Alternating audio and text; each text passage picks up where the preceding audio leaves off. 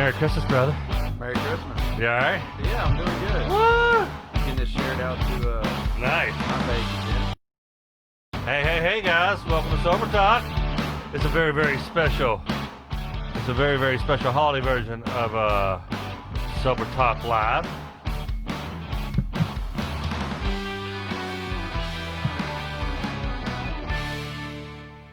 Hey guys, welcome to Sober Talk. You're here because you want to get sober. You need to get sober, or perhaps you're sober curious. For whatever the reason is, we are glad you're here. How do you know if you have a drinking problem? It's real easy. If it causes problems. I quit drinking many times. I quit 3 months, 6 months, a year. I even went 2 years one time. I'm like, dude, I got it. I'm done. You done it before you quit? You go, I'm good. I'm healed. Oh, yeah. I'm healed. I'm healed. Many a time. Many times. And to the right of me, we have Mr. James Sweezy. James Sweezy is one of the owners of RAC, and that stands for Robert Alexander Center, right? That's right. Robert Alexander Dude, Center. I got to see your facility yesterday, and can't wait to relapse because I want to go to that place. So here's the deal. On the show, we talk about war stories, and sometimes those war stories are hilarious. Sometimes they end in divorce and loss of career, and oftentimes they end in death. We're not trying to joke about sobriety or drug use or alcohol use or whatever, but this is not an AA meeting. This is not a treatment facility. Dr. James, my guest today, he's not a doctor, so if you feel like you're struggling right now and you want to quit, we had CJ on the other day. He quit cold turkey. And I was like, this scared me. I didn't give him that advice, but ask your doctor before quitting. Now, your facility has a medical component to it. That's right. So you guys can wean them off safely and all that stuff. Yeah, I'm not a doctor either. I don't give medical advice, but we have doctors that work for us, psychiatrists, MD, round-the-clock nurses, things of that nature. But it does have a medical component because people are going to come in, and it's not safe to cold turkey, right? If you're drinking a fifth a day, a gallon a day, you can kill yourself. Right. Some people taking benzodiazepines with them, certain levels of methadone, things of that nature. You can kill yourself trying to ride it out on the couch. So you always want to reach out and ask for some help. Yeah, I'm a little starstruck. I'm a fan of your videos. You're really how can people find you? Your 12 steps videos that let's just wait till I saw the old ones. I can't wait to see the new ones. You say you re-record them at your new facility. Yeah, we can do them here or whatever. Yeah. We'll re-record them. Oh yeah, sure. Awesome. But geez, they're great. So tell people at home your sober story. Not only are you're like me, man. I have a passion. I wish. You're what I want to be when I grow up. Hey, I want to keep the hair. I mean, you look good with no hair. I don't. You have to have a perfectly round head to pull off the. God, I look like I got lucky. Not me. But you're doing what I would like to do. But tell I have a passion for. I'm a sobriety advocate, if you will. And I would love oh my gosh, that was just beautiful, and it's like 10 minutes from my office. It's Mount Washington. It's off Bardstown Road. What a beautiful campus facility, and wow. I mean, if my kids ever fall off the rails, that's where they're going. I'm telling you. I appreciate that. And it's strange to hear you say you're starstruck. I've been watching your videos for years. I've been following you. I knew you were from Louisville, Kentucky, but I had no idea that literally this studio is 5 minutes from my house. Also, That's 5 awesome. minutes from your house, so right. it worked out. It got to where it's at. That's so great. yeah, That's and great. it's the Robert Alexander Center for Recovery. That's named after a friend of ours, Robert Alexander Buki, or Alex Buki. Running the center, he was going to be a partner, be a part of it, and he was in Florida. He had traveled up here to visit. And he passed away with his sobriety date intact. I always have to throw that in there. He passed away from congestive heart failure. So my partners and I, we named it after him. That's Robert good. Alexander Center for Recovery. I ran the red light with getting sober. I waited too long, and I got heart issues, and it scares me. Yeah. And you get that alcohol-induced cardiomyopathy. So how long have you been sober? So it seems like your partners. It seems like anyone who's in the sober business, or not call it a business. What a great gig. Your job. That's your job, is to help people. That's cool as hell. Were you an alcoholic? Tell us a little bit about your background. Yeah, I call myself alcoholic, even though I suffer from other addictions as well. Mhm. But for me, it's same problem, same solution, right? We have a spiritual malady. My use, be it drugs, alcohol, whatever that was, and my behaviors that go along with it. Correcting my behaviors is a big part of my addiction, my alcoholism, or my recovery. It's important to note that no matter which one, so all drugs of reward, heroin, alcohol, meth, painkillers, weed, they all do one thing. Everything except for benzodiazepine. They all raise dopamine in the brain. So Mhm. whether you call yourself alcoholic, addict, whatever that is, I always tell people that's just your preferred delivery method of Yeah, dopamine. one's not better than the other or worse than the Right, other. Yeah. tequila, heroin. Now, one can kill you faster. That's why you're seeing a lot more young people entering recovery right now or going into centers. Because alcoholics, we can carry on quite a bit longer. It's socially accepted. Out in the bars, partying, traveling, things of that nature. Oh, Tom, he just had one too many, no big deal, Right. right? Right. That kind of thing. It's just your preferred delivery method, whether you use meth or heroin or whether you drink a fifth a day. You're delivering dopamine to the brain, and so yeah. I'm sorry, I tangent talk and I have ADHD. Yeah, I So was just that's asking you what was your. So tell how long you been sober? okay. So January 11th of 2013 is my date. So if anybody's counting, that's a few weeks away from 8 years. And bottom. What happened? What made you? Whew. Tell us a few of your rock bottoms. Yeah, I've got several of them. I'm from Bullitt County. We both are, right? You went to a different high You school went than to me. Bullet Central? I don't tell nobody though. Okay. But it I taught band camp there. I did. You really? Yeah. I Uh-oh. taught band camp there. I went to So North Bullet, but go ahead. yeah, so my parents are well off, took very good care of me. It wasn't an environmental thing, Hmm. I wasn't mistreated or anything of that nature. I never really fit in school. I didn't enjoy it. I didn't enjoy authority, things of that nature.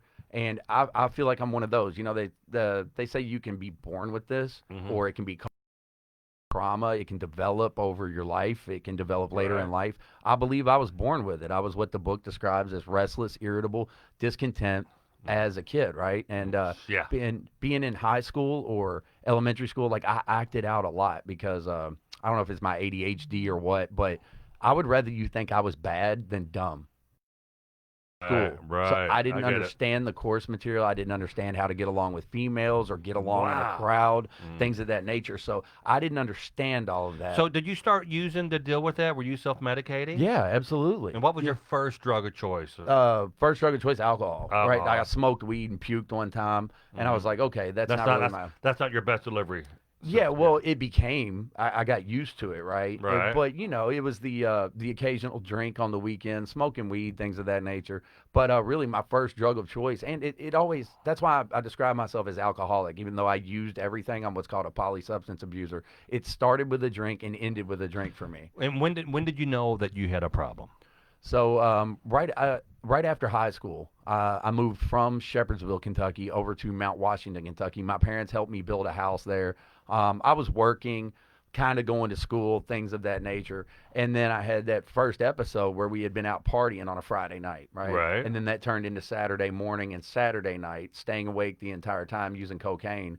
And then by the time that Sunday hit, I had stayed awake for 2 full days. And I remember going home, driving home, sweat. I'm not sure if you've ever used cocaine, but you're sweating it I'm out. I'm I'm using it right now. Okay. No, I'm teasing. I'm teasing. Go Well, ahead. that explains all this equipment and everything got plugged up.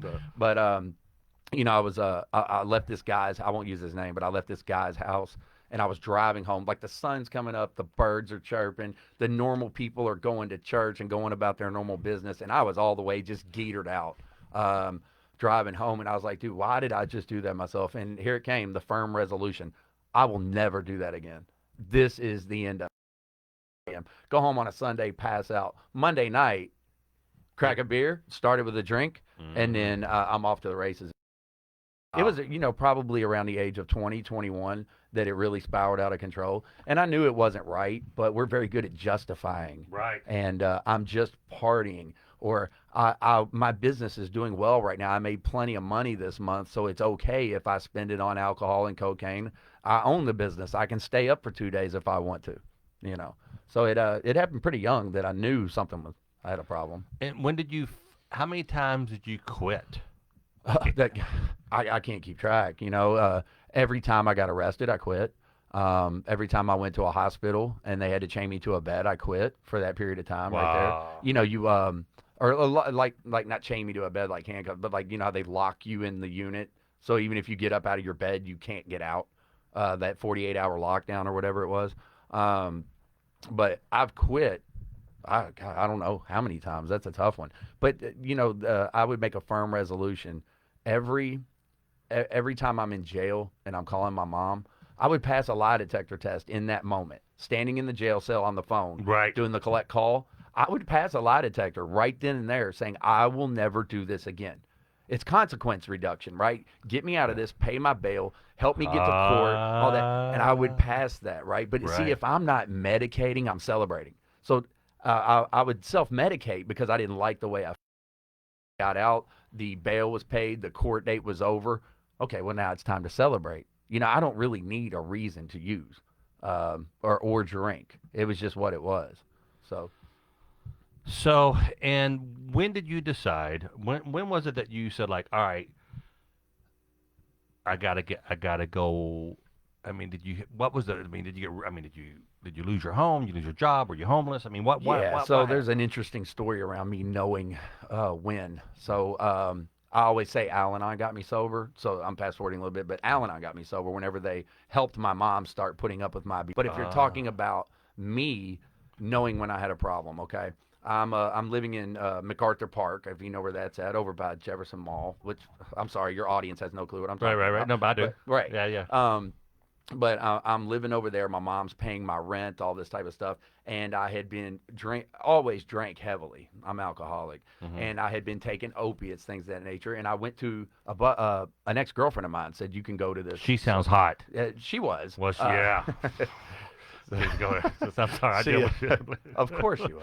But Maybe she's my girlfriend. right, No, go ahead. she wouldn't be my girl otherwise. And but nobody's hotter than my current girl right now, the mother of my children. She's Yeah, smoking. Let me just put the disclaimer I was out there. stalking her Facebook page.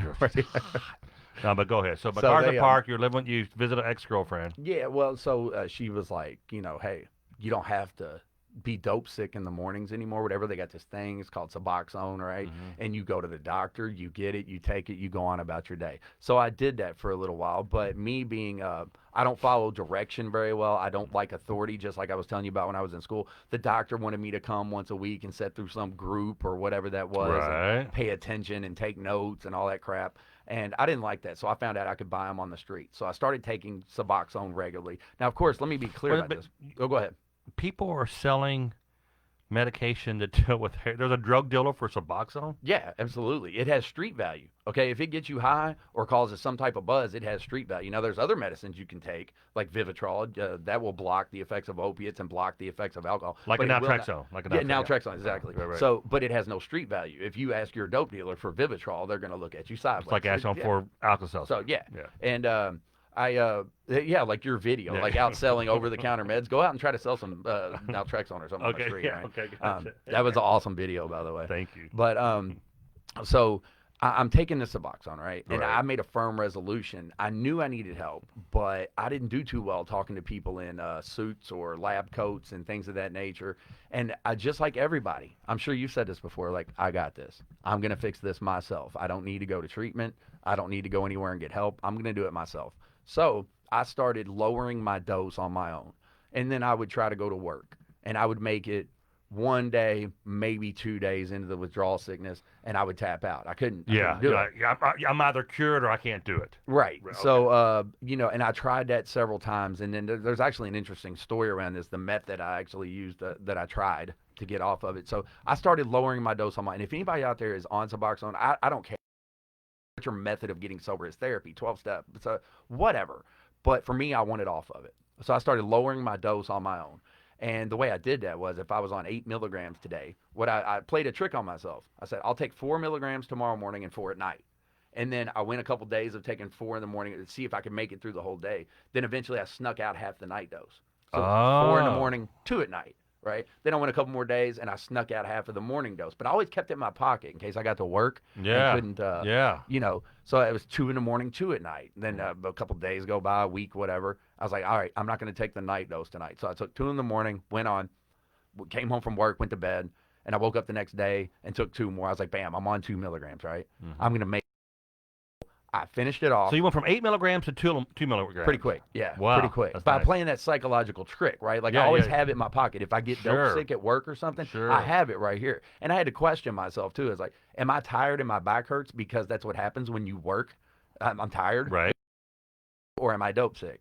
And I was very honest with myself. Like, no, I'm not dope sick. Drink a coffee, go back to work. So I got myself down to 2 milligrams. And I made a firm resolution. It talks about in the big book. I made this firm resolution that I'm not going to pick this stuff up again. I'm quitting. And I took 2 weeks, 11 days off of work. I had a 7-day vacation, right? And I padded it with my off days. So I asked him if I could take my 2 off days this week and 2 off days, cram it together. Gave me 11 days. The doctor told me 3 to 5 days of discomfort and you'll be fine. That's, of course, I wasn't using a doctor at this time. That's what they said when I checked into the clinic. Right. And so I took the 11 days off and stopped taking it. And then I made it to day 3, made it through day 5, made it to day 6, 7, 8, and it never got better. I just stayed dope sick in that place. I got to day 11. It's like, I have to go back to work tomorrow. What am I going to do? Called the ex-girlfriend again and said, hey, I'm not making it. I'm sick. And she brought over a little piece. I took it. Business as usual. Wow. I popped back up. So I made it 11 days in that apartment. Now, eventually I would lose that job. Same apartment, no job. I was like, okay, I did the same thing. I was down to 2 milligram. And I was like, I'm going to beat this. I'm going to lay in this bed until this goes away. I made it to day 45. I made it 6 weeks at my apartment. My mom was stopping by checking on me. The ex-girl was stopping by. They were making me drink water. I was thin and pasty. I looked like I was dying. I was like, I'm not taking it. I made it to day 45 and I got suicidal. And I was like, okay, either I'm going to have to take this stuff the rest of my life or I'm going to kill myself. Wow. And I called my ex and told her that. And she said, I'm bringing you some right now. Don't do that. So she brought me some. And then I had it in my head, Tom. I was like, I'm going to be of my life. Again, no offense to anybody that's taking it now, whatever keeps you alive, right? Right. But I want it off, and I could not get off. How did you get off? All right, so this gets interesting. A friend of mine, I actually just saw him the other day. He's sober as well, doing great right now. I can't use his name, but he's a business owner in town, doing very well. He tells me about the miracle cure for addiction and alcoholism and everything. Okay. It's called ibogaine, right? You ever heard of it? No. Okay, so it's a plant from Africa that's called the iboga bush, and they ground however they extract it. Okay. Kind of like ayahuasca, if you've ever heard of that, but not as powerful. But anyway, and he says you go down to San Jose, Central America, Costa Rica, and they got a place down there, a clinic. Yeah. Right. And he's like, you go down there, you take this, it kicks in, you hallucinate for 24 hours. And please, if anybody's listening to this, don't do that. Don't go do this. And I'll tell you why in a minute as we get into more into the solution of how my recovery works and how you understand this, right?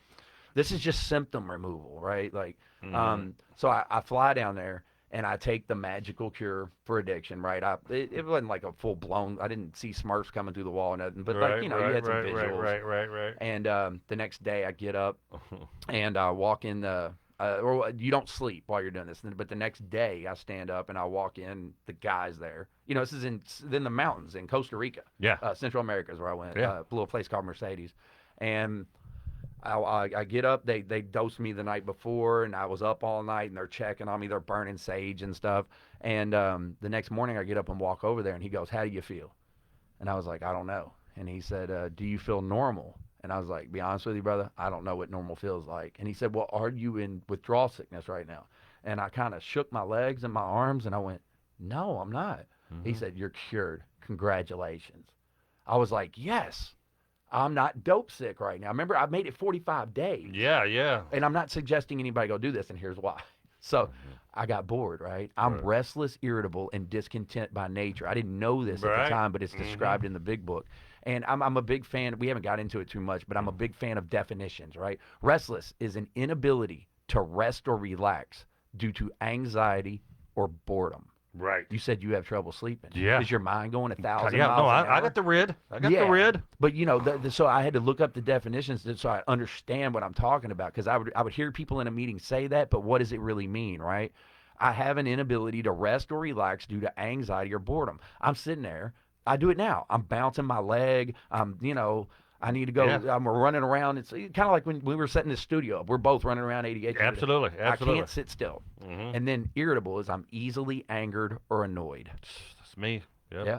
So, and then discontent, a restless yearning for better circumstances. So I can't sit still due to anxiety and boredom. I'm easily angered or annoyed. I'm getting mad at the people at the center. This is not fun enough. I don't know what I'm doing, right? I'm off that stuff now. Yeah. And I want better circumstances. I was like, I'm going to go into San Jose. I speak Spanish pretty well. I got me a cab and went into San Jose. And here's the delusion of drug addiction and alcoholism, thinking that some pill or some medication is going to correct me, right? I go into town. I wasn't dope sick. Hadn't drank any alcohol at that point. I go in, and there's restaurants, Tom. There's a street vendor. Yeah. I was going to get something to eat. I needed to go do something because Yeah. I'm restless, irritable, discontent. And there's a family restaurant in there, but I went straight for the one that had the neon signs in the windows. The bar. Yeah. Yeah. Mm-hmm. It says in the big book, there is a certain sense of security in the familiar. See, I'm familiar with that neon sign over there. The people shooting pool inside, that smell of stale beer, that smells like home. Yeah. Right? I didn't go to the food vendor. I was going to get something to eat. That's the delusion. I went in there and sat down, and Patron's $1 a shot in Costa Rica, right? So if you got a $20 bill, you're good for you're good. Yeah, you're good for a bender. And I sat down at the bar, ordered my fajita. I love chicken fajitas, man. It's like my favorite thing to eat. And I was like, oh, they invented it here, so I'm going to go in here and have a fajita. And I ordered the fajita. It didn't take long. I was like, alcohol wasn't my problem. I got over the dope sickness. That was my problem. I'll never use again, right? Give me a shot of Patron. And the last thing I remember sitting in that bar was ordering a shot of Patron for everybody in the bar because it was $1 a shot. Yeah. And I blacked out in that bar. And I know our time's limited, but I'll give you the short version of it. Is I blacked out, and I have vague memories of getting in a cab and going in and out of different bars and this. But anyway, I woke up in a shed, this farmer's shed, and I had boxers on. My clothes were laying next to me, and I came to, and this guy walked. I walk out, and there's this canopy above me, and I walk out of it, and I start yelling in Spanish. I was like, "Hey, come out here!" And this guy comes out. He's carrying a jug of water. He knew what time it was. He's the one that put me in there. And he gave me a jug of water, said, here's something to drink. I was dehydrated. And I said, I need directions to get back to San Jose. I'm going to fly home. And he said, no. You got to go to Managua. And I was like, I don't even know what that means. I'm not going there. Can you please just tell me how to get to San Jose? He goes, no, San Jose's in Costa Rica. You're in Nicaragua. I had crossed the border, blacked out, going bar to bar. And the guy was trying to tell me the airport's in Managua, the capital city up here. So long story short, I ended up getting cabs down there are not really cabs, not like a yellow cab. It's somebody that'll. So I ended up getting a cab back to the Managua airport, and I called my grandmother, and I'm stuck in Central. Can you imagine my grandmother and her? I'm in Nicaragua. Oh my gosh. Yeah, I've got some. I'll show you when we get done with the show. I got some pictures of me posting pictures with the Nicaraguan beer. So when do you go? When you go, okay, no more calls. Let's jump. Let's skip to the point where you go. Did you say at one point you were homeless? Yes.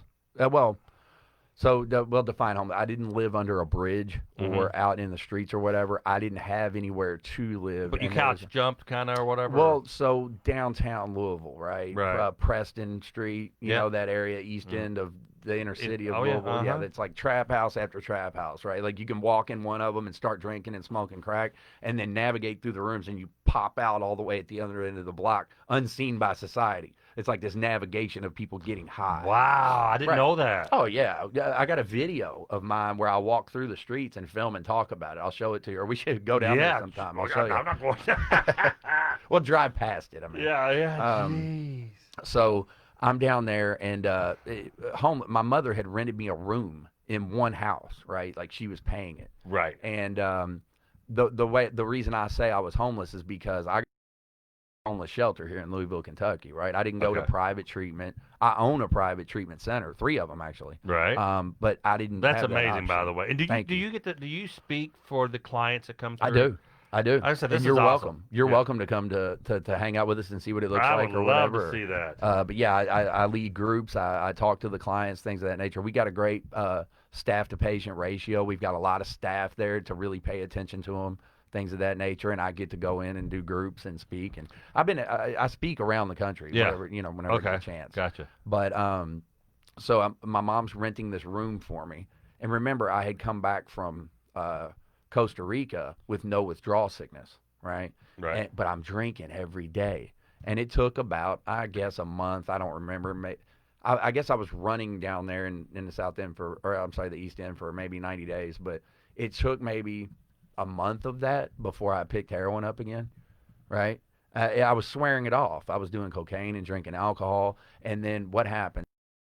Drink a bunch of alcohol, you snort cocaine for 2 days, and then you're sitting there jonesed out, right? Well, for me, taking a painkiller or a little bit of heroin kind of makes that garbage feeling go away. Kind of makes it fade off. I see the video you're running. That's kind of where I was at down there. Yeah. I was looking forward over there. Yeah, I'll show you. But so I went back on using heroin and this and that, and then this is where I say, Alan, I tell this story on my page and on the internet all the time. It's called the pizza story, right? My father had stopped enabling me sometime before. That's why I say 100% of enabling must stop. If you're giving an addict money, if you're paying their rent, you're buying their food, whatever, that has to stop, or they're not going to get better, right? Let's repeat that. So enabling, because I know people right now. I have friends who are enabling their children, Absolutely, killing them killing them. in real time. But It's I'm suicide on the installment program. Exactly. Yeah. It's exactly what it is. But I'm not attacking those people that are enabling their children. What it is they don't know what else to do. They keep believing the lie, the firm resolution. I swear if you pay my rent, if you buy my food, I'll never do this again, right? Right. And then of course as a parent, you're a parent, I'm a parent. Right. You want to prop them back up on their feet and say, "Okay, you're good now. Let's not do that again." And you want to believe them, right? And they don't know what else to do. And it's important to note people enable because it makes them feel better, not because it's better for the addict, right? So Right. if you're, popping up, awesome. Yeah, just in the background while you're talking. Yeah, that's great. This is So, your yeah, that's our facility. center, 2 beds per room right there. Got a But great you place. can continue. I'm gonna Yeah. go through So people enable because it makes them feel better, not because it's better for the addict. And what I mean by that is your kids living in your basement or whatever that looks like right now, and they're using, and maybe they're in withdrawal sickness or they got a DUI, and they bring you, as a parent, they bring you all of their problems. They bring it to you and say, "Here's all these problems I have." And as a dad, you understand, Tom, you want to jump in there and fix it for them, right? Why? Right. Because it makes you feel better. You as the parent, I fixed these problems for them, makes you feel better. You don't want to walk in there and say, "Hey, I know you're my child, but you cannot stay in this house another day. So pick treatment or pack your stuff and get out." That's a tough conversation, right? Now my girls are 5 and 6 years old. I've never had to have that conversation. I hope I don't have to. You're probably a couple years away. Yeah. Before they're 10 anyway. Yeah. But that's a tough conversation, and that's what I do for the Robert Alexander. It's really called the Impact Wellness This Network. is a good looking facility, man. Yeah. I was blown away when I went there. I mean, Thank you. You got a little shuffleboard action there. Yeah. What's this? It's a group room. room. Yeah, nice, comfortable. Those chairs are awesome, by the way. Those are so comfortable. That's our Oh, check in-house- that out. Is that a theater room? Yeah, that's our 20-person in-house theater right there. And you're saying like on the holidays, sometimes you'll bring them up on the screen. Yeah, so we Like just I wasn't there when they were doing it, but that was the suggestion. That theater you just saw, we can bring a family up on a holiday or something on the screen, and you can sit in the chairs and kind of do a Zoom call, things of that nature. And it's tough, man.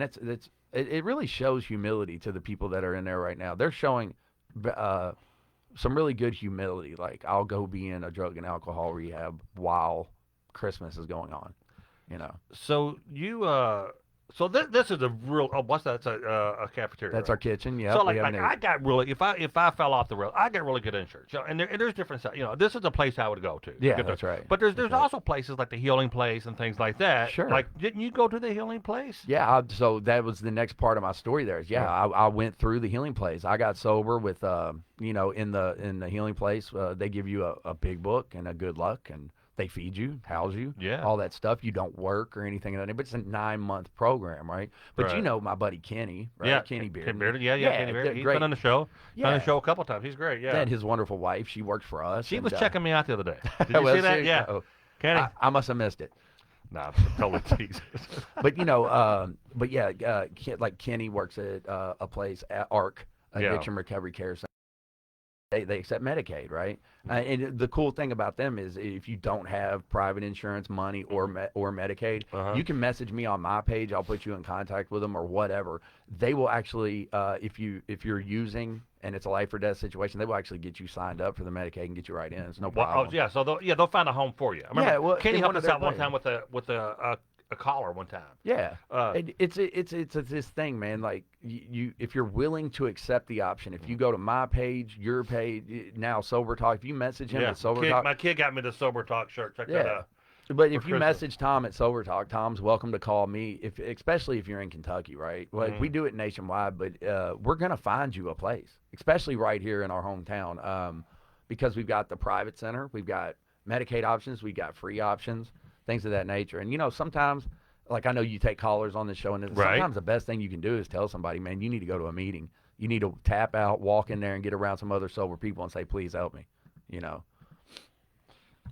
So I don't know if that showed up earlier, but that's your cafeteria.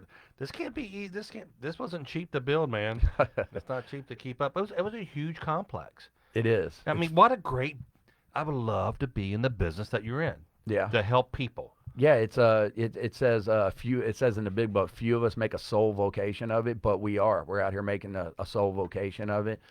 It costs, obviously it costs money to run facilities, even the free facilities. Let me tell you this: somebody paid for your butt to be there. Yeah, right. Whether it's an right, alumni, right. somebody that's donating money, or some type of charity that paid for your bed. Now Somebody you say forced sometimes you'll have 4 beds scholarships if available. Right, or right. something So like. we've only opened half the building right now. So, so it's a 50-person facility. We are opening the other half of it as we speak, like literally tomorrow.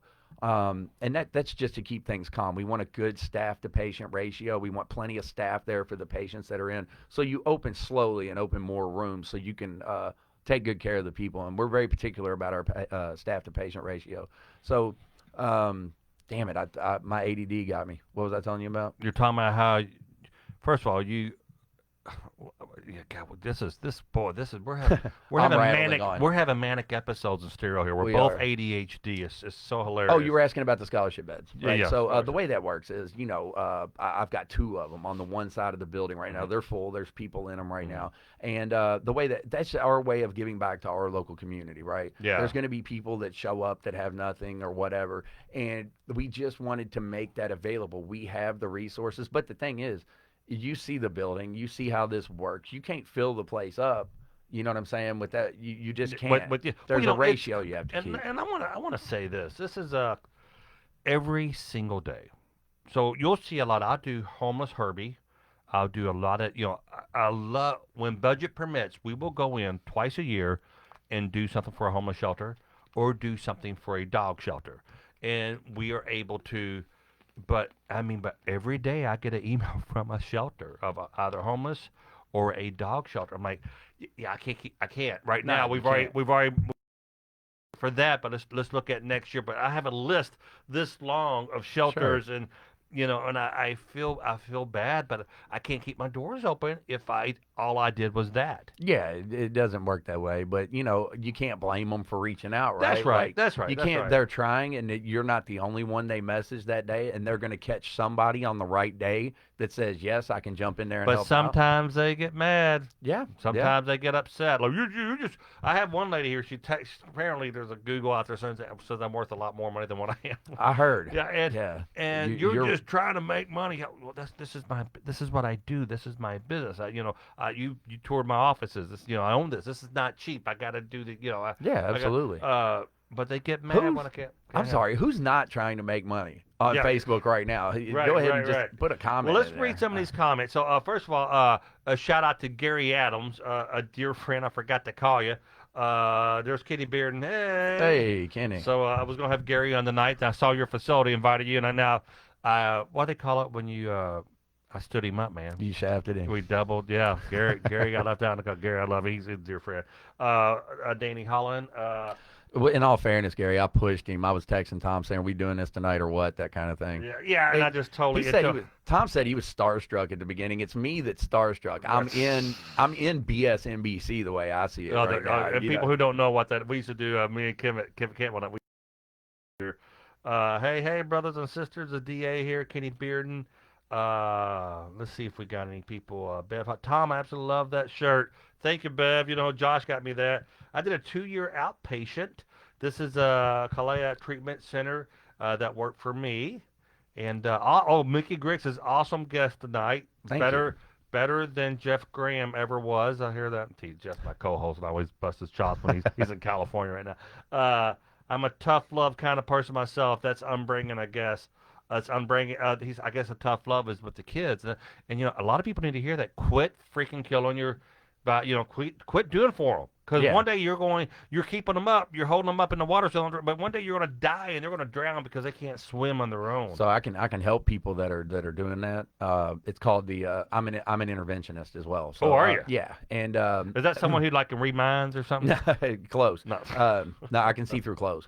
But they basically it's called the trash bag in the suitcase, right? You get to make your loved one or whomever choose.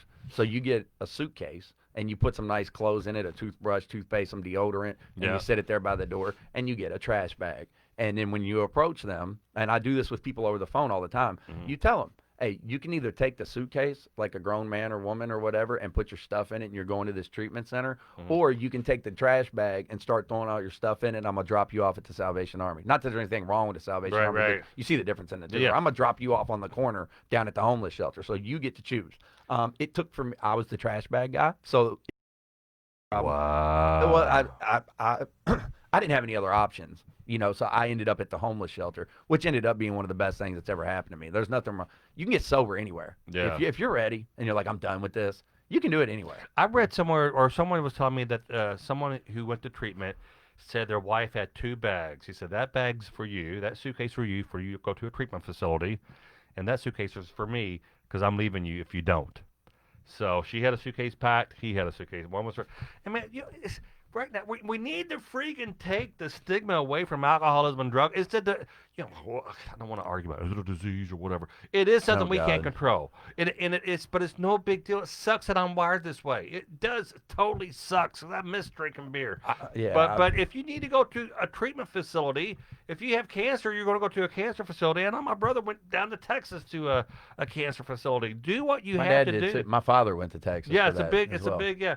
But do what you have to do to get help and get sober, because once you go in, man, your life starts. And man, I want to have you in talking about boy, those videos that you do in the steps were phenomenal. So anyway, so we're our ADD. Welcome to ADD Talk. ADDtalk.com. You went to a homeless facility. Yeah. And then you got sober at a homeless facility. That's right. Yeah. So my better half, Elena. Yeah. She's checking me out. I'm sure she was. We have 2 Avery. Yes, and Kelly says, wow, what a treat. Good stuff here. Kelly. Merry Christmas, Sweezy. Hope you and the girls had a wonderful day. Kelly from Florida. I see you. If it's the same Kelly, I'm looking across the Lucasi. That's her. Okay, Yeah. Lucasi. Hey, Kelly. Thank you. So yeah, Elena and I. Elena was dropped off in a jumpsuit with handcuffs from jail at the women's. Is this your wife? Yeah. Okay. And she was dropped off at the women's She sounds facility. Especially with the handcuffs. Yeah. The jumpsuit. It's something about the uniform. Right. But they dropped her off over there. She was one of those ones that was coming in to finish the last part of her sentence or whatever. Right. And I'll tell you what. And then actually it was my aunt. My parents they live in Florida. They were in Florida. My aunt, who had 28 years sober at the time, picked me up at that trap house over in the East End and dropped me off at the men's. And a trap house, is that a drug house? It's a place where you get trapped doing dope. Yeah. Like, you're stuck in there. I need more money or whatever. Oh, that's when my buddies call me and say, hey, man, can you Facebook me some money? Can you PayPal me some money? Yeah, he was in a trap. Okay. Yeah, he was trapped, right? So they wouldn't give him his car back or something of that nature. Wow. Right? So, but yeah, we met in the homeless shelter. And here's what the cool thing is, like, neither one of us had anything to offer the other one other than our time. Like, she was at the women's homeless shelter, I was at the men's homeless shelter. That's all we could do. So we rode the free. We used the free trolleys downtown. That's how we got around. Like whenever in Florida or here? Not here. downtown, the free trolleys that bounce around on Market I Main didn't know they Street. had that here. Yeah, it looks like a little train car or Yeah, whatever, but it's yeah. free. I You did. jump on it and you I can had do a no loop. idea. Yeah. So that's how we got around, and we didn't have money. Every once in a while, my mom would give me like a McDonald's card with $10 on it or something. I could buy a Coke. Yeah. Felt like a man again. It's like I can actually buy something, and we can share a Coke now. Oh God. But it was that far bottomed out. You know what I'm saying? Yeah. So yeah, we met there. We went through the homeless shelter. We both stayed there for 9 months to a year. Something. I was there almost a year. Same with her. And then we ended up working there. She's the program director there now, over at the women's, and I'm doing this. So And how long she been sober? so hers is, she has 8 years now. Hers is November 5th of. So she just got her 8 years, and then mine. But remember, she got that in jail. Then they brought her to the healing place where we met, and I washed up on January of 13, and that's how we met. So we have two beautiful girls now at home. They're out there somewhere right now. Yeah, that's awesome, man. Yeah. What a so and then out of that you said, hey, you worked now Gary, do you know Gary Adams by chance? I don't think so. Great guy. He's doing his classes for his peer Peer support. Pure support. Sure. Yeah, he gave me my 90-day chip, and Awesome. it was a Pringle potato chip. It's kind of weird. I never had that. I'm teasing. Oh no, I got he gave me a chip. He came to the office and done the show. He was my sponsor for a little bit, and then we just realized that we're both musicians, and it just wasn't a good. You were too cool. Yeah.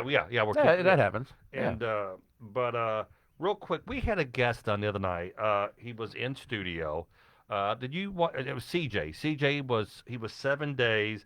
I got a text from CJ earlier saying I didn't catch that one. I just want to check, and he was on here like what's the night? What's the day? Friday. He was on Wednesday, and I love that my name in your phone says maybe James Williams. Maybe yeah, Tom maybe. hasn't saved my I don't number believe yet. it. Yeah, I have not. I have not. Well, why is it in mono? I don't know. Does yours come out one ear One too? ear. Maybe Sorry. we'll pick up in 2 ears.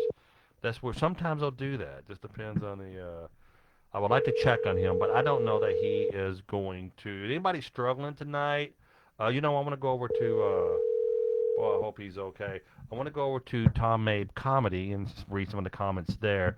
Yeah, sometimes let's do that. sometimes we'll get some stuff going, and we won't Get some comments going. I or need to something. sleep, or I'll miss a comment. I'm not sleeping. I am not sleeping. Look how rough I look. We got to work on that, and plus, I want to come to your 1 year when I'm you have working that. my I would looks. love I to see work that. on my work on my looks. I work on my thing. The sleeping problem. I really do. Bobby Burris, Truth Hurts. Let's see. Let's go here. 7 years now. Larry Boyd. Hey. Oh, hold on. This isn't. Congratulations. No, this isn't. This isn't today's show. That was another day. It really Still, did. congrats. You still has 7 years, I hope. Yeah, that's interesting. Well, daggone it. So. Yeah, I put up. I'm just glad you had us in while you're looking for comments. I'm glad you had me in on Christmas Day. It's kind of questionable. Like, are we going to go do this on Christmas? Yeah. Why not, you But know? people need support during this. So, Sweezy saved my life. Stephen Rice, James C. My brother. I know that. I know exactly who that is. Too, That's my Sweezy good saved man. my life. And then the calling says Justin. Let's see, what did Justin say? Just for today, and even if you say just for this minute, you are not alone. Pick several people that you can message with mails and get in communication. Send them warm hugs. I guess Justin. That's Amy above him. See Amy Spain Dunk.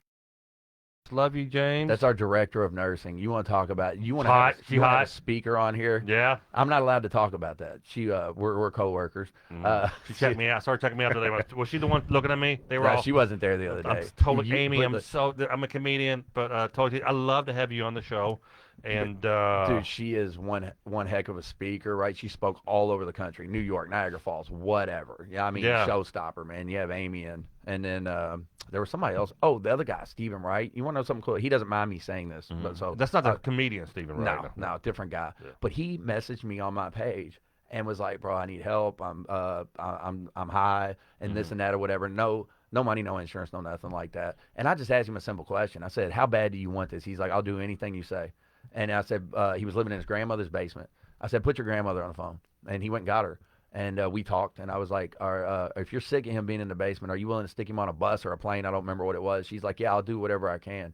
He's probably coming up on 3 years right now. Just took a leap of faith, came to the homeless shelter here, and he's doing great. He's got him a girl now. Out of the grandmother's basement. Yeah, out of Granny's basement, and Wow. he was I think it was meth, and just living in Granny's basement, and now he's doing great. Steven, I know you don't mind me telling your story a little bit. He's very public on my Oh, he page, just so texted. Please don't tell my story. We're on a delay. No, that's great. That's well, great. that was all him though. You know what I'm saying? We Yeah. remain available whenever people but there's plenty of people that pop up in here. I'm sure on your page too. They're going to pop up and ask for help. Please help me, help me, help me. And then you show up and you say, okay, I got you. You want to go to this shelter down here and do 9 months? And they'll be like, to hell with you guys, and run away. And Well, so, one of the but guys at he Kenny did that. Bearden helped kind of leaped out on us. Yeah. Yeah, because I've leaned on him a couple of times. It's like I got a viewer who really wants to get. I find that a lot of people, from what the short time I've been into. First of all, I'm just some dude 5 months in trying to stay sober. That's my story. So I get a lot of people texting me and needing help on it. But I get a lot of people who are I just they haven't been sober. Some have not drank since they've been watching the show, All right. and this is a good stepping stone for a place like RAC or for AA or Yeah. For whatever something. for something. Yes. But man, if anybody's watching and you're looking and you want to, and what do you offer? Is it a 30-day? What's your program? Tell me what you have. So it all depends on the person, but usually it's 5 days. Whether you go to RAC or Evolve up in Indianapolis, my other place, it's usually you're looking at 45 days. And I have to stress this right here: 45 days is the window for you to stand back up on your own 2 feet without alcohol or drugs in your system. It is just a beginning, right? That's not enough. There's no graduation. I don't even like the word detox anymore because it alludes to the idea that there is a beginning and an end. There isn't. I like withdrawal management. I still call it a detox, but I've been thinking about that more lately. The word detox means I'm done. Do you I'm have a detox. detox facility? Yeah, that's at RAC. It's detox. Yeah, But we'll but take people is there off like any- you got like Jeff went to a 7-day thing up in Cincinnati, or is still 45 days? Do you offer like a 7-day thing? Well, we will take anybody that we can, right? And then while you're in there, I got to tell you though, we're going to talk about it being only 7 days. We're going to have a long conversation about that and try to look at their decision making because everybody wants to say a detox is enough. As soon as I have this stuff out of my system, then I'll be fine. As you know from my Costa Rica story, I'm restless, irritable, and discontent by nature. The moment that you get the drugs and alcohol out of my system, you get to deal with me, my head. Think about this, Tom. Out there that's thinking about 7 days or 3 days, it's fine. Whatever you want to do to get started. But have you ever noticed this, Tom? The first half, if you're a 12-step recovery guy, correct? I'm allowed Yes. to say that on Yeah, here. yeah, absolutely. I talk about that, and yeah. You ever notice that the first half of the first step is the only part that talks about removal of drugs and alcohol? The other 11 and a half steps strictly address behaviors and how you're acting. This guy up Yeah, here. So yeah. if you're saying detox is enough, okay, you're talking about the first half of the first step. You're skipping out on these other 11 and a half things that we need to learn and practice if you're a 12-step recovery person. That's why detox is not enough. I read something at your facility, and again, this is RAC. What's it stand for? Alexander Robert Alexander Center. RobertAlexanderCenter.com. RobertAlexanderCenter.com. On a wall, it said, "Life is 10% of what happens to you, and 90% of how you react." Right.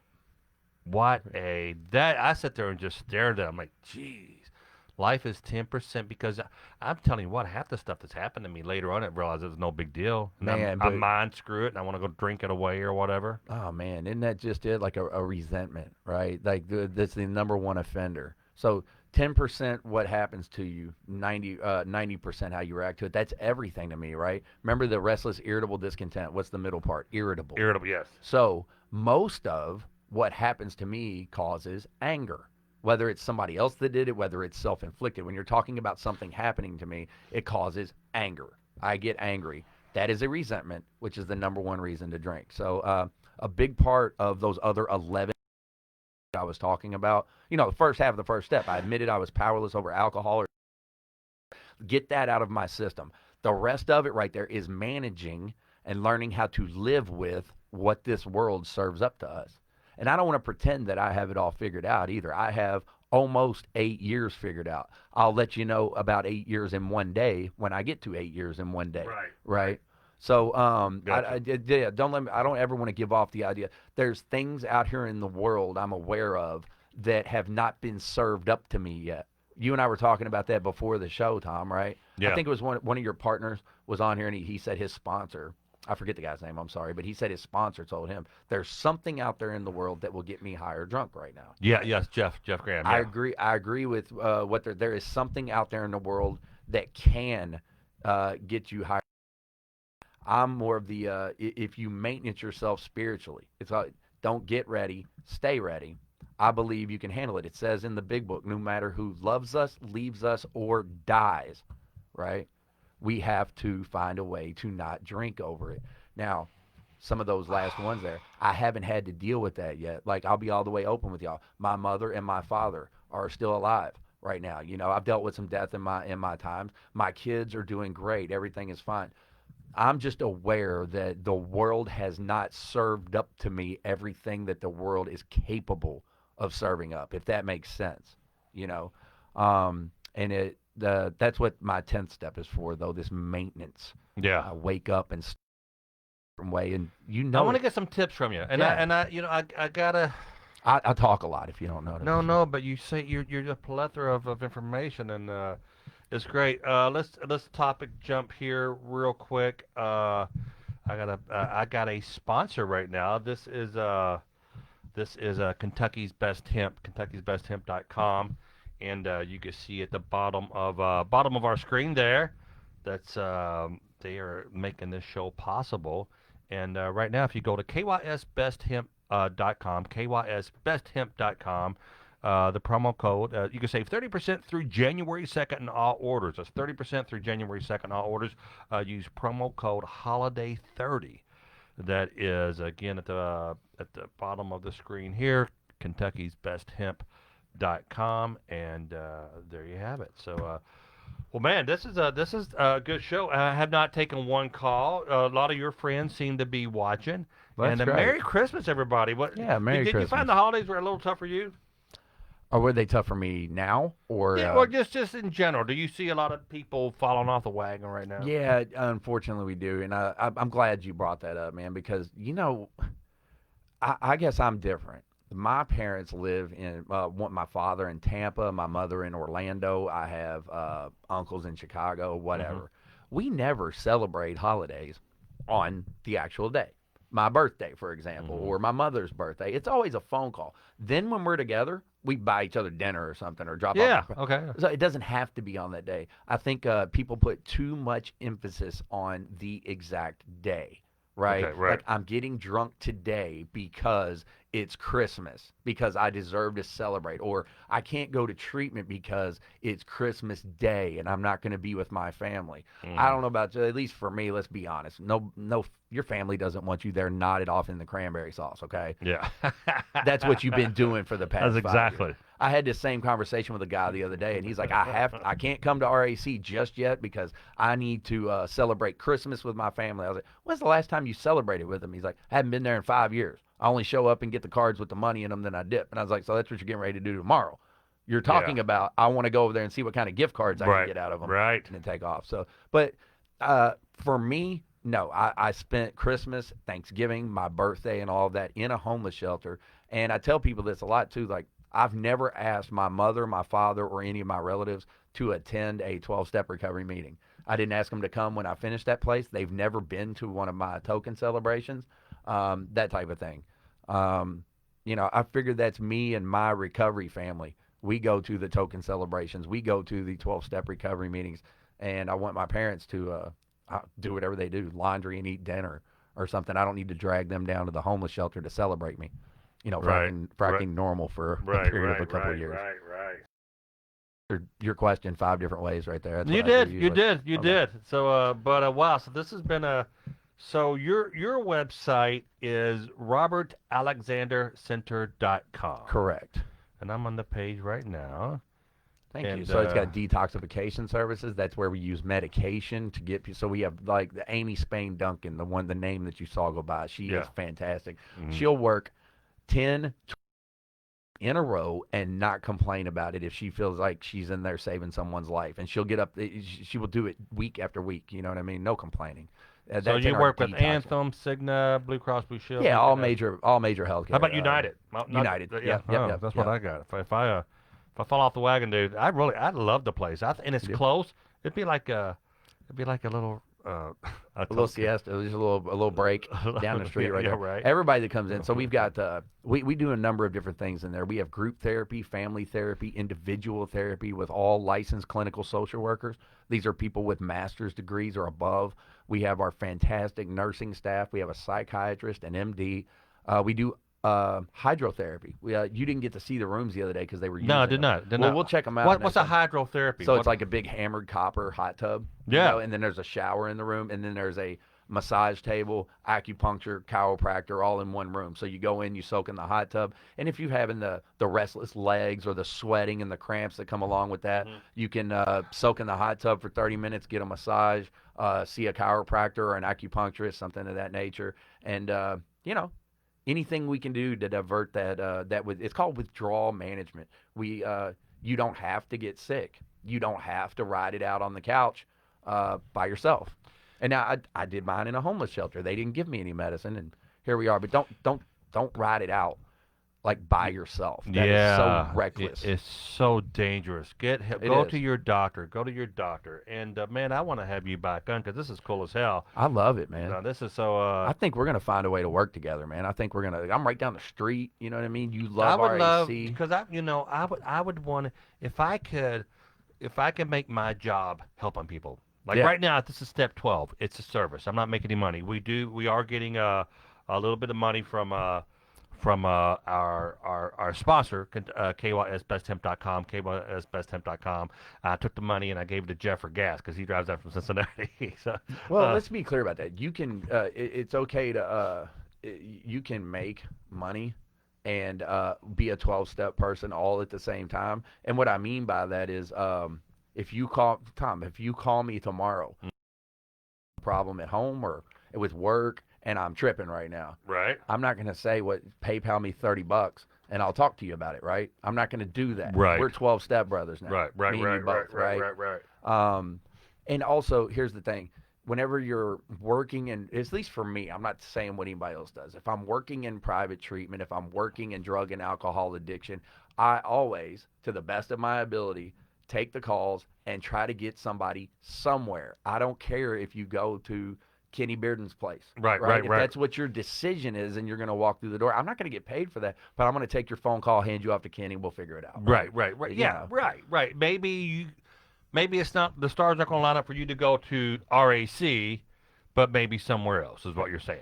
Look, Yeah. it's okay to do good and do well. Look, I got people who call me about gigs. Or like, hey, I got a Saturday, July. I'm like, and their budget's not. I said, I can't do it for that much, but I want to hook it with a guy who's actually as good as me. He's not going to bring people in the door like I can, but he's really good, Yeah. or whatever. And I'll point him to the right people, and I point him to a great comic, But Yeah. I can't do every gig. I can't do it. Yeah. Real quick, guys, Kentucky's Best Hemp's got a sale as our sponsor for this show. It's KYSBestHemp.com, KYSBestHemp.com. Save 30% through January 2nd on all orders, 30% through January 2nd on all orders, promo code Holiday30. So if you are going to buy CBD, maybe check these guys out because if you buy it, they may sponsor me again and I give Jeff some more gas money. And I do want to go to... let's see. I would like to end the show on a little. We were talking about something earlier, and I got so many windows open here. That's that ADHD, man. Man, It's all over dude, the place. Your It office is looks just like mine. so. I know you and I have some mutual friends too that our offices all look exactly It's like not going this. to say, yeah. Geez, it looks like some rooms are beautiful in my office, and some rooms it looks like a yard sale threw up in there. Digital trap house. Yeah. If you turn the camera around, if we turn this camera around right now, y'all, I love it. Like I'm in heaven right now. But the lights, the cameras, the machinery that's all over the place. You know what I mean? The mic and Paul's. They've Is seen this- it. They've seen it before. Okay. Yeah, I was gonna say. why can't they've? I've given them a little virtual tour. Let's see, Dude, guys. are you even doing this if you don't have a 3 foot tall stack of cords that are just No, plugged no. into nothing? If it's not, that's not even. That made you authentic. I knew you were real when I saw that. So, Guys, I love you. Thanks for joining. But before we go, now you're unless we plug our headphones into here, we're let me see here. Here. Check one, check two, check one. I can hear you. And then is that you? Yeah. Plug you into here, maybe too loud. Turn mine down. This here is a let me see if I can play something. I want to end this show. One of your you said this is one of your favorite clips. Yeah. This is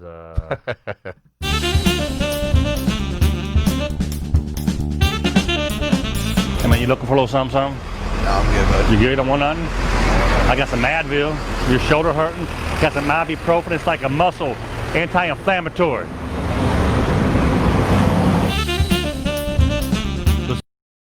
Drug dealer. Try to check this out online. What's up, fella? You need a little something, something? I got hemorrhoid creams, 4 flavors. Gentlemen, how you doing? Hey man, you want a little something, something? Yeah, that's something. What are you looking for? Clean oxy. Some Oxy? Dude, I got something better than Oxy. What's that? That's some Advil. This way it addresses the pain, but you don't get addicted to it. You know what I'm saying? Yeah, stuff is like- it'll kill a headache, but not the good pain. Dude, I can take no. This is better. Trust me. Would you like to buy some over-the-counter drugs? No, we're good, thank you. There are no drugs for you guys? Thank you. I got some Imodium AD. It seems to be the weather be breaking up on us a little bit where it's not going to be so hot and humid. It is a little warm. You know what? You know what may make you feel good in a warm day like this? Some drugs. You know, I got everything you need. No, look at here, man. They just say if you have I got some Tums. How's your acid reflux? How's your acid reflux? Hey man, you need a little something, something? What are you looking for? You need got stuff to make you feel good. Man, leave me alone. I mean, I'm just saying, I'm gonna hook you up if you need anything. All right? Need anything like what? Like if you got what's hurting? What's your ailment? I don't have nothing. I'm in the perfect health. Look at me. Don't I You look good. beautiful? You look beautiful. I know I do. How's your you got erectile dysfunction? You do? No, I don't. Still, I got nothing for that. But you know, I'm just curious. All right, hey, you hang tough. I'm healthy. Ain't wrong with me. So I got stuff though. Did you tell your friends? You take your own stuff. No, man, I'm not a drug addict. Well, I'm not either. Don't put ask me. All right, you got it, brother. God loves you. He's trying to help you out. I am God. You are God? I'm your God. You bow to me, then you come to me asking me stupid. How about a little something, something?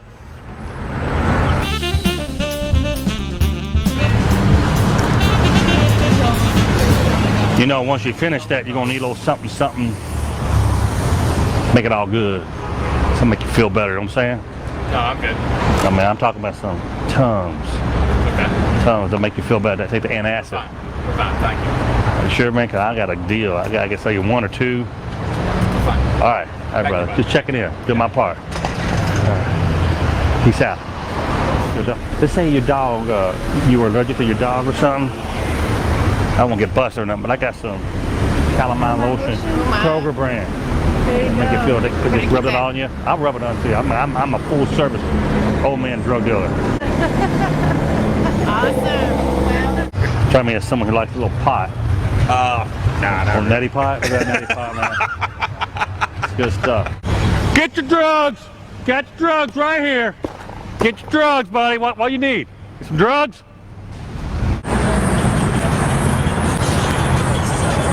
What's up, gentlemen? How y'all doing? What's up? Y'all want to buy a little something, something? Y'all need a little something? Got some drugs? I got some. Oh, good. Hey, calm down. Don't blow my cover. You doing?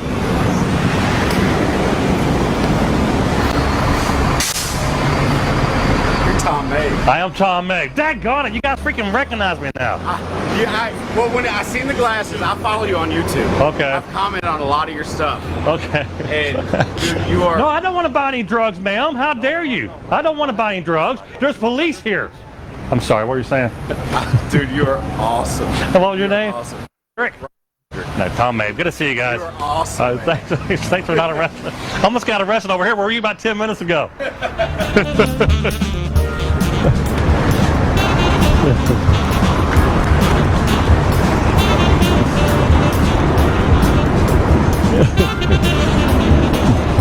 Oh crap! All right, guys. Thanks for